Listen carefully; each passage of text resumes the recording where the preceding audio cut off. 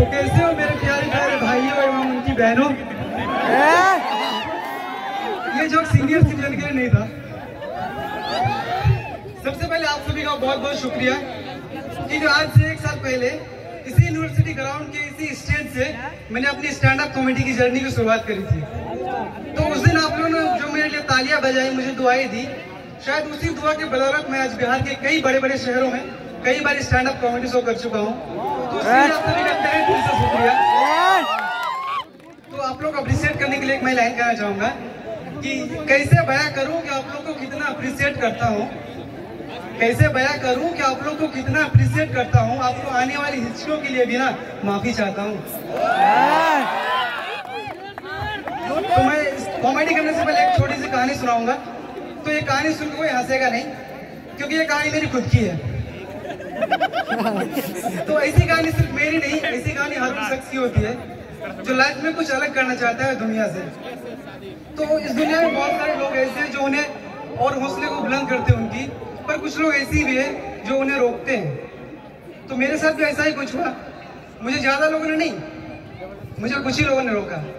मैं वहां तो रुक गया, लेकिन हमेशा के लिए नहीं रुका, मैं चलता रहा, क्योंकि आप लोग की दुआएं मेरे साथ थी। तो ऐसे लोग होते हैं ना जो रोकते हैं, उनके लिए मैं एक लाइन कहना चाहूंगा कि मेरे हमदर्द मुझ पर दर्द और जुल्म करे, दुआ खुदा से उनके दर्जों को बुलंद करे।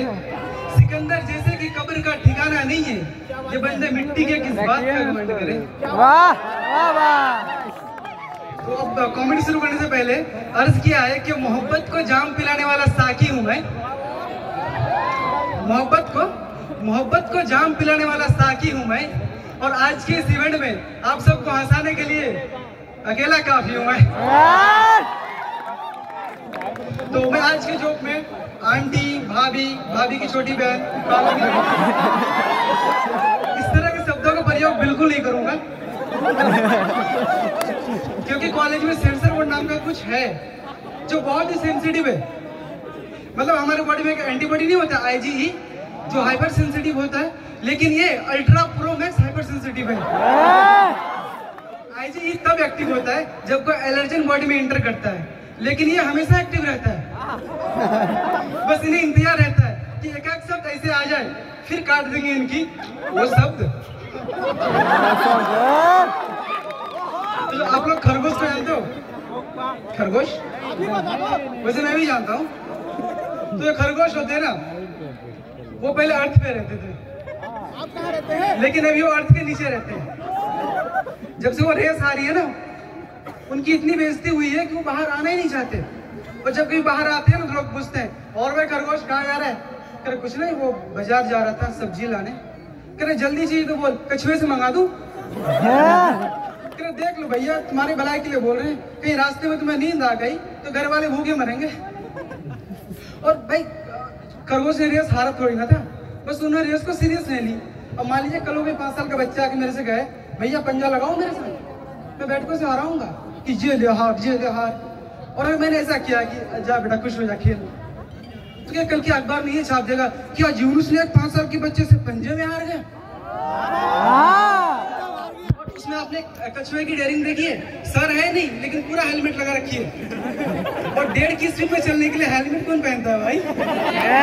लेकिन मेरा दोस्त लोग 150 की स्पीड में बाइक बिना हेलमेट के चलाते हैं।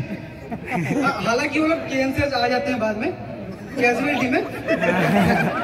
फिर होता है उनका ऑर्थो कॉल, तो वो जाते हैं ऑर्थोपेडिक सर्जरी यूनिट 2 में।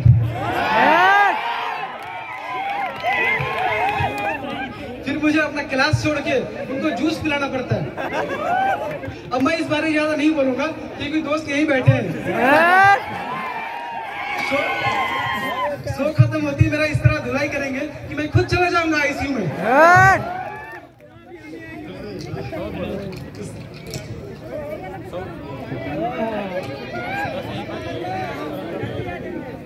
सॉरी। तो ये कहानी मैंने तब की है जब मेरा 10th का रिजल्ट आया था। मतलब मेरी मार्क्स थोड़ा अच्छी आ गई थी, इसका मतलब ये नहीं कि मैं बहुत इंटेलिजेंट हूँ, बस आ गई थी। तो अब बारी थी 11th में एडमिशन लेने की, लेकिन पापा का सपना था कि मैं डॉक्टर बनूं, लेकिन मेरे को आर्ट्स में इंटरेस्ट था। फिर पापा ने मुझे एक मूवी दिखाई, वो मूवी देख के मैं बह गया कि मेरे को डॉक्टर ही बनना है। जरा गेस कीजिए वो कौन सा मूवी हो सकता है? कबीर सिंह। सही बता रहा हूँ। तो मैंने फाइनल एडमिशन ले लिया फिर अब्बा कह रहे चलो बेटा। मैंने कहा कहाँ? कह रहे कोटा नीट का प्रिपरेशन करने। वहाँ गया, जाकर एडमिशन ली। तो जिस दिन हमारी पहली क्लास हुई ना, तो उस दिन मोस्टली इंट्रोडक्शन होता है और वो मोटिवेशन करते हैं हम लोग, मोटिवेट। तो इस तरह मोटिवेट किया टीचर आके कि हमें ऐसा फील हो रहा था कि हम कोटा के क्लासरूम में नहीं, MBBS फाइनल ईयर में बैठे। वो भी किसी अरे कॉलेज से नहीं, एम्स दिल्ली से। लेकिन जब दूसरी क्लास हुई ना, तो थोड़ी सी हो गई, समझो यार, सेंसर बोल नहीं सकता। तो ऐसे करते करते 4 साल बीत गए। तो एक दिन अब्बा का कॉल आया। हाँ अब्बा बोलिए। कह रहा बेटा घर वापिस आ जाओ। मैंने क्यों, क्या हुआ? कह रहा वो तुम्हारे हिस्से की जितनी जमीन थी ना, उतनी बिक चुकी है। तो मैं घर वापिस आया, पापा ने मेरे को सुनाने लगे कि तेरे लिए ये किया, तेरे लिए वो किया, तेरे लिए ये किया। मैंने कहा किसने बोला तेरे सब करने को? उल्टा मैंने पापा को ही सुना दिया। फिर अब्बा आपने जिस मूवी को देखकर इंप्रेस होकर मेरे को डॉक्टर बना रहे थे ना, उस मूवी में उसका पूरा फैमिली डॉक्टर है और आप 8वीं करो। तो फिर मेरे एक दूर का रिश्तेदार है, उन्होंने बताया मेरे पापा को कि नर्सिंग नाम का कोई कोर्स है भाई, इनको करा दो। तो पापा ने मेरे को बताया कि बेटा नर्सिंग कर ले। तो मैंने गूगल में सर्च किया नर्सिंग के बारे में। तो मुझे इनकी खूबसूरत चीज ये पता चली कि नर्सिंग में 80% गर्ल्स होती है।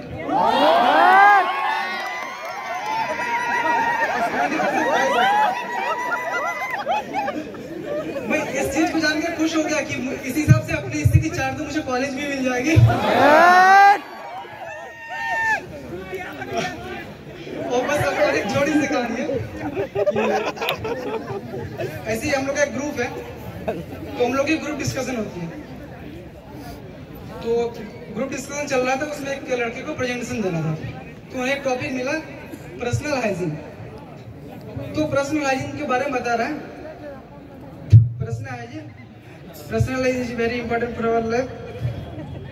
भाई पर्सनल हाइजीन को जो ज्ञान दे रहा है वो खुद नाक से नाखून काट रहा है। तो हमारे ग्रुप का एक टॉपर था, उसे ये रेफर किया भाई तू बता। तो वो कह रहा है कि personal hygiene is very important for our life. मैंने कहा भाई personal hygiene important for our life, अच्छा गुड हेल्थ, लेकिन ये क्या है? ये प्रैक्टिकल है। अगर कोई इंसान 1 हफ्ता तक नहीं नहाएगा तो उन्हें भी मेरी तरह ऐसे करना पड़ेगा। Thank you so much for listening. My name is Yunus Shahi. You guys have been wonderful audience. Thank you so much. ये कुछ रास्ता लिख देगा, कुछ मैं लिख दूंगा। कुछ रास्ता लिख देगा, कुछ मैं लिख दूंगा। तुम लिखते जाओ मुश्किल, मैं मंजिल लिख दूंगा।